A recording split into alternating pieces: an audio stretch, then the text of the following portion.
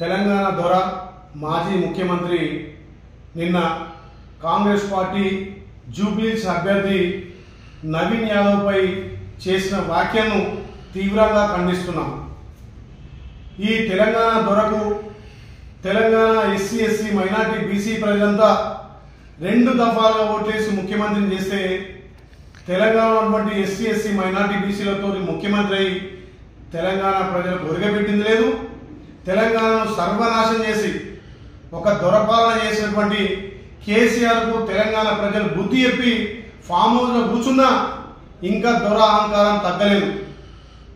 Form హౌస్లో కుంభకర్ణం లెక్క 6 నెలలు తిని 6 నెలలు పడినట్టుగా చెట్టు కూర్చేసుకొని కూర్చొని ఫామ్ హౌస్ నుంచే ఇలా పరిపాలన ఆయన పార్టీ పరిపాలన అనిపిస్తున్నాడు। కనీసం వాళ్ళ పార్టీ ఆఫీస్కి వచ్చి చర్చ చేసే దిక్కు దివ్వం లేదు।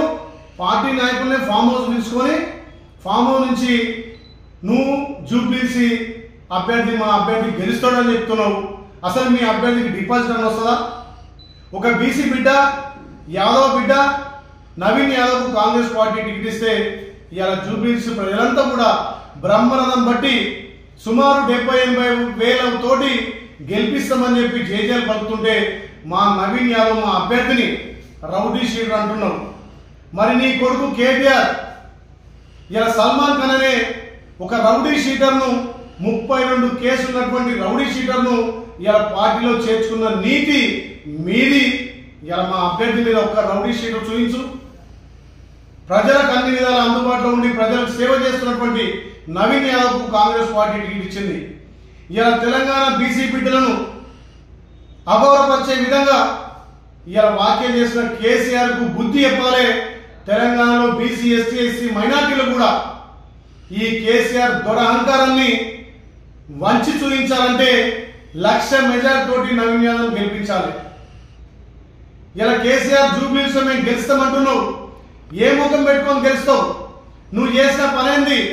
నీకు తెలంగాణ ప్రజలు ప్రతిపక్ష హోదా ఇస్తే 2 సంవత్సరాలుగా ఇలా అసెంబ్లీకి రావు, ప్రతిపక్ష హోదా నిర్వహించక ఫామ్ హౌస్కే పరిమితమైన, అధికారం ఉన్నప్పుడు ఫామ్ హౌస్లో పట్టుకుంటావు, అధికారం పోయి ప్రతిపక్ష నాయకున్న ఫామ్ హౌస్లో ఉంటావు। ఇలా ఫామ్ హౌస్ నుంచే ఈ రకంగా మాట్లాడడం సిగ్గుచేటు। బీసీ అంటే అంత చిన్న చూపా మీకు?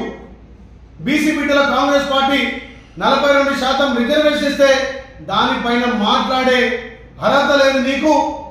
బీసీలకు ఏ రకంగా నువ్వు న్యాయం చేస్తున్నావో చెప్పాలి। ఇలా టీఆర్ఎస్ పార్టీలో ఉన్నటువంటి బీసీ ఎమ్మెల్యేలు బీసీ మాజీ మంత్రులు తలసాని శ్రీనివాస్ యాదవ్ గారు, శ్రీనివాస్ గౌడ్ గారు, అదేవిధంగా అందులో ఉన్న బీసీ ఎమ్మెల్యేలు మీరు ఆలోచన చేయాలి। కాంగ్రెస్ పార్టీ బీసీ బిడ్డకు ఇలా కాంగ్రెస్ పార్టీ ఎమ్మెల్యేగా బీఫామ్ ఇస్తే రౌడీ షీటర్ అని చెప్పి బీసీలను అగౌరవపరుస్తున్నటువంటి కేసీఆర్ కు బీసీ ఎస్టీ ఎస్సీ మైనార్టీలంతా కూడా జూబ్లీ ఎలక్షన్ లో బుద్ధి చెప్పాలి। తప్పకుండా తెలంగాణ ప్రజలు ఏదైతే కేసీఆర్ ను ఫామ్ హౌస్ పరిమితం చేసిన కేసీఆర్ అహంకారం తగ్గలే। ఒక దిక్కు బావా, ఒక దిక్కు బామ్మార్ది కాంగ్రెస్ పార్టీ అభ్యర్థి మీద దుష్ప్రచారం చేస్తున్నారు। మరి ఒక బీసీ బిడ్డ ఎమ్మెల్యే కాకూడదా? బీసీ బిడ్డ కాంగ్రెస్ పార్టీ బీఫామ్ ఇస్తే చూసి ఓర్వలేక ఈ రకంగా చిల్లర మల్లర మాట్లాడుతున్న కేసీఆర్, నీకు తెలంగాణ ప్రజలు కర్రు కాల్చి వాత పెట్టినా మీ బుద్ధి మారలేదు। ఈ రకంగా బీసీ బిడ్డలను అవమానపరిచి బీసీ బిడ్డల మీద మీరు ఈ రకంగా అనిష్టవాక్యం చేస్తే రేపు గ్రామాలలో తిరగని తస్మత్ జాగ్రత్త।